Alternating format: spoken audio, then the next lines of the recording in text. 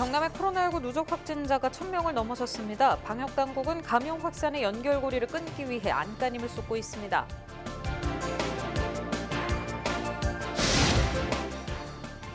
가덕도 신공항 추진이 급물살을 타고 있습니다. 경남과 부산, 울산도 영남권 메가시티 구축을 위해 한 목소리를 내고 있습니다.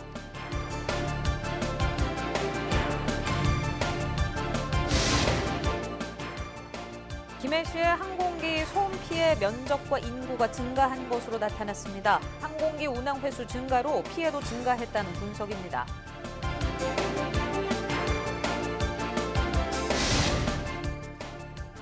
창원복지재단이 문을 열고 창원형 복지체계 구축에 나섰습니다.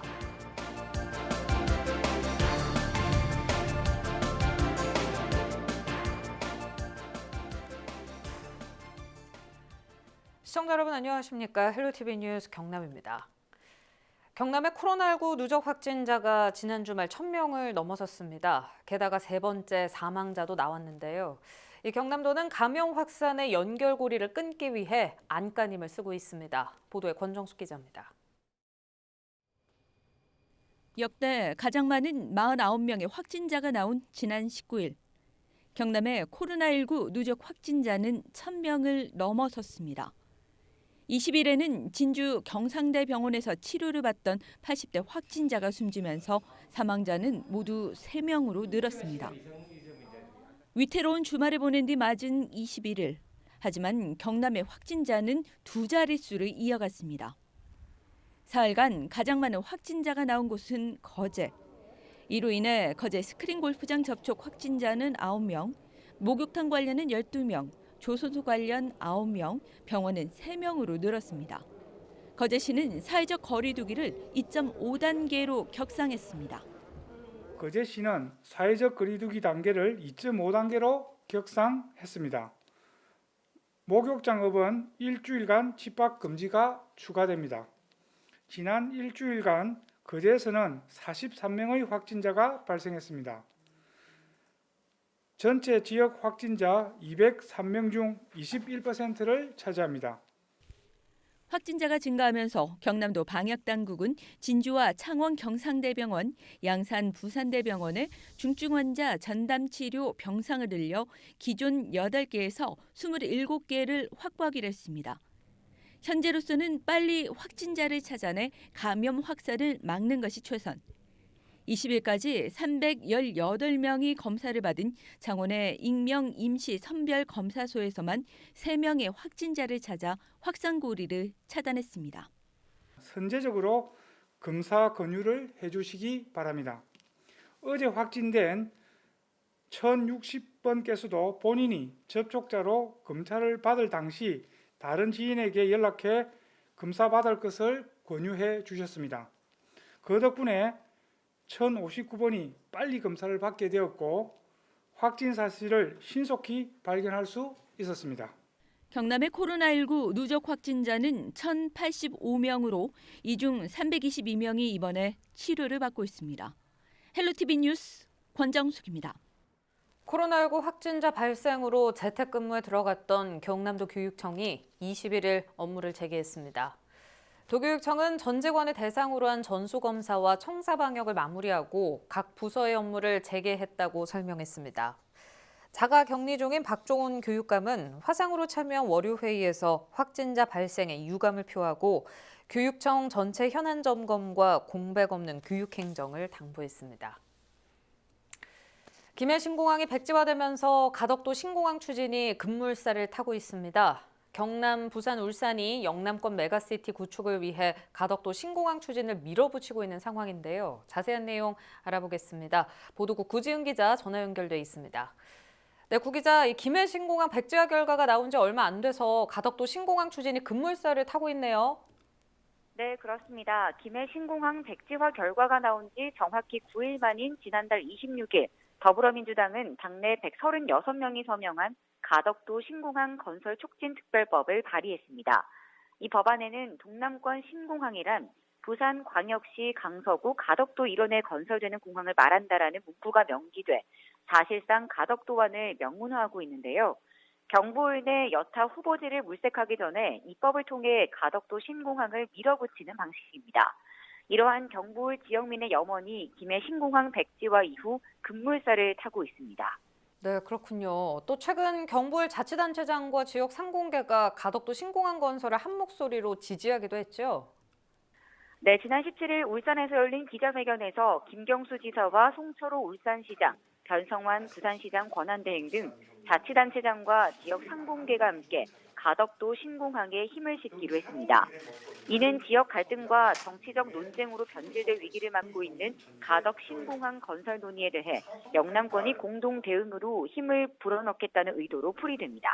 네, 이 세 개 지자체장이 말하는 가덕도 신공항 건설 당위성도 궁금한데요. 내용이 어떻습니까? 네, 그렇습니다. 경부을 단체장과 상공계는 가덕 신공항 필요성에 대해 지역 물류 비용 절감을 꼽았습니다. 울산시의 조사 결과 경부을 항공물류의 94%를 인천공항이 처리하고 있는 것으로 나타났는데요. 이 때문에 경부울이 부담하는 관련 비용도 연간 7천억 원에 이르며 2030년이면 1조 원을 넘을 것으로 전망했습니다. 또 가덕 신공항 건설이 동남권은 물론 영남권 그랜드 메가시티 구축과 국가 균형 발전의 도약대가 될 것이라고 주장했습니다. 네, 김경수 지사는 기존 김해 신공항 확장안에 대한 한계점을 지적하기도 했다고요.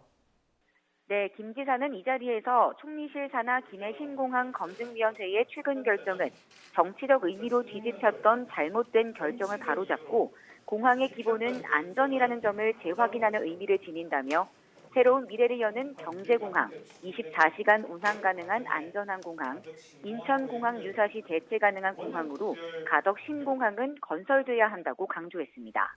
네, 그럼 현 상황으로 봤을 때 이 가덕도 신공항 건설 촉진 특별법 통과가 속도를 낼 수 있을까요? 네, 일단 민주당은 가덕도 신공항 건설 촉진 특별법을 내년 2월까지 임시국회를 열어 통과시키겠다고 지난 1일 밝혔습니다. 최인호 민주당 수석대변인은 야당이 낸 특별 법안과 큰 차이가 없기 때문에 여야 국토교통위원회 간사들이 합의한다면 법 통과는 신속하게 진행될 것으로 본다고 전했습니다. 민주당은 지난달 27일 예비 타당성 조사 면제와 재정 지원 등의 내용을 담고 있는 특별법을 제출했습니다. 국민의힘도 이에 앞선 20일 부산을 지역구로 둔 의원들을 중심으로 특별법을 발의했습니다. 네, 이렇게 여야가 한 목소리를 낸다고 해도 이게 또 결코 쉬운 일이 아닌 게 교통 전문가들은 가덕도 신공항 특별법에 반대하고 있다면서요.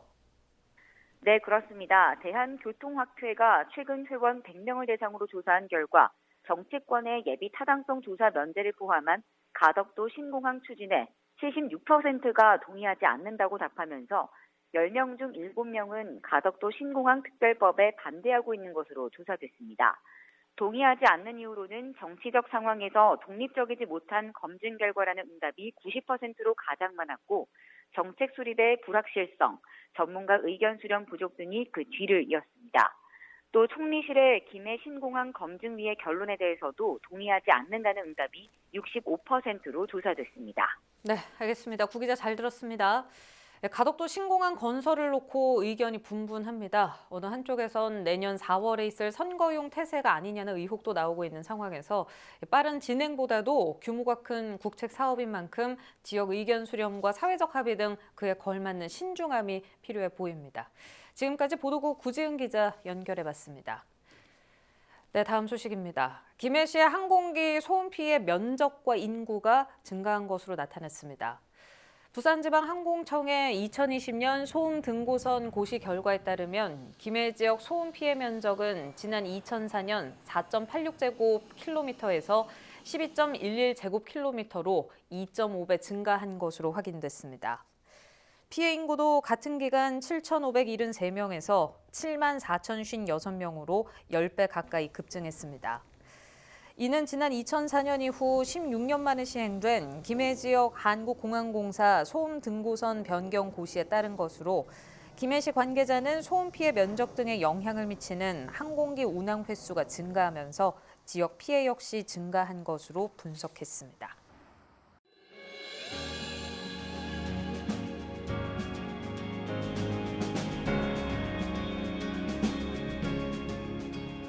우리나라 경제산업 발전에 청춘을 바쳐온 5, 60대 중년 여러분은 노후를 어떻게 준비하고 있을까요? 5, 60대 10명 중 8명은 현재뿐 아니라 노후의 삶에도 사회참여 활동이 중요하다라고 생각하는 것으로 조사됐습니다. 지금보다는 은퇴 후의 사회활동을 좀 더 중시하는 걸로 나타났는데요. 인터뷰 들어볼까요? 은퇴 후의 활동은 물론 뭐 돈도 중요하겠지만 돈보다는 내가 이 사회에 얼마나 가치 있는 역할을 계속 할 수 있느냐에 대한 그에 대해서 고민하고 있고요.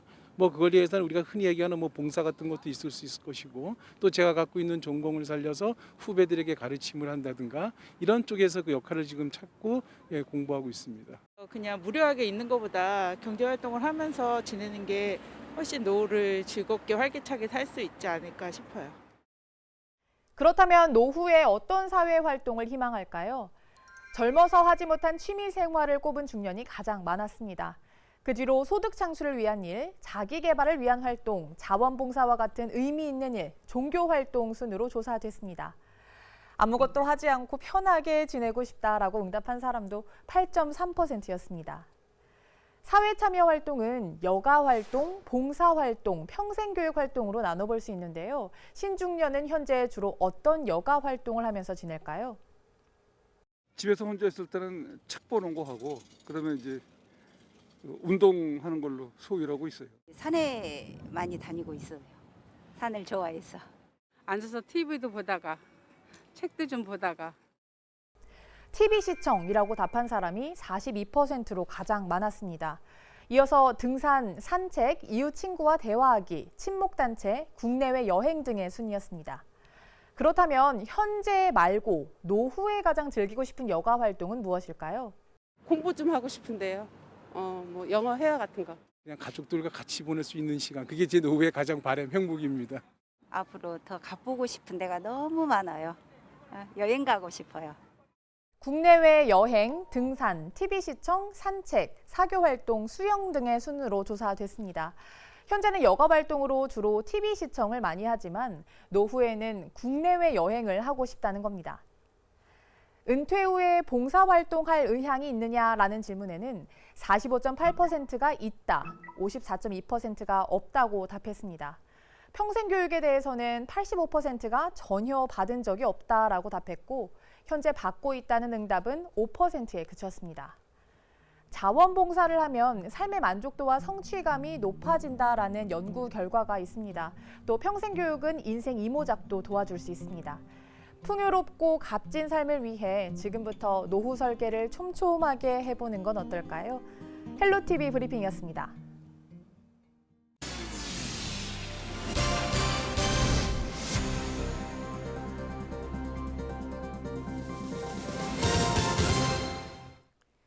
경남도가 청년들의 주거 지원을 위한 청년주택 1차 입주자를 모집합니다. 이번 청년주택은 청년들의 주거비 부담을 줄이기 위해 보증금을 주변 시세의 절반 수준으로 저렴하게 공급하는 공유주택입니다.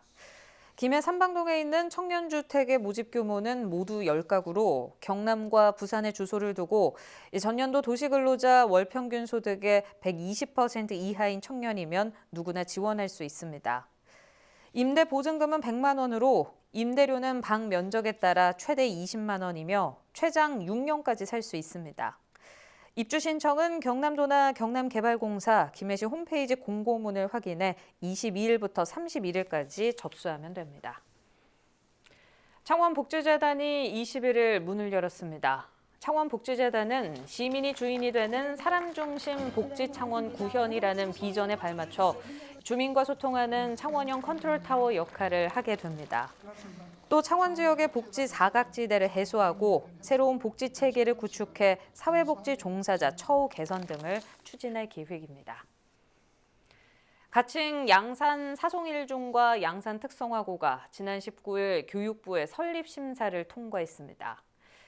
이는 앞서 양산시가 지난 9월 사송일중과 특성화고 신설 계획에 대해 교육부와 행정안전부에 공동 투자 심사를 의뢰했지만 사전 절차 미이행으로 반려되면서 교육부가 단독 중앙 투자 심사를 진행한 데 따른 것입니다. 사송 1중학교는 사송 공동주택지구에 유입되는 학생들을 위한 것으로 내송리 일원의 31개 학급 950여 명을 수용할 수 있으며 2023년 개교할 예정입니다.